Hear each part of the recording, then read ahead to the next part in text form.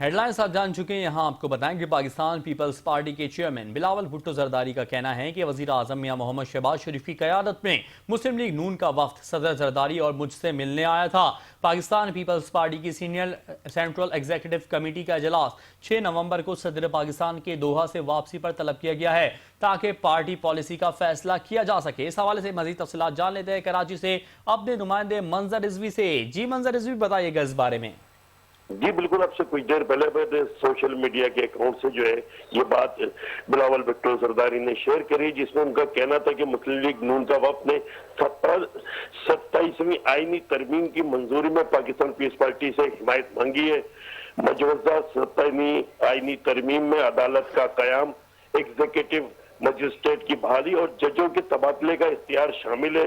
اسی ترمیم میں جو ہے 27ویں آئینی ترمیم میں این ایف سی میں صوبائی حصے کے تحفظ کا خاتمہ اور آرٹیکل 243 میں ترمیم کے نکات بھی شامل ہیں۔ یہ بہت 27ویں ترمیم جو ہے بہت اہم ترمیم ہے، جس میں جو ہے 18ویں ترمیم جس میں صوبے بہت زیادہ بااختیار ہو گئے تھے، 27ویں ترمیم میں ان کا خاتمہ ہو جائے گا۔ تو اس حوالے سے جو ہے بلاول بھٹو زرداری کا کہنا ہے، ہم نے اجلاس طلب کیا ہے 6 نومبر کو دوحہ سے جب صدر مملکت واپس آئیں گے تو اس حوالے سے فیصلہ کیا جائے گا۔ جی بہت شکریہ منظر، آپ ہمیں اپڈیٹ کر رہے تھے۔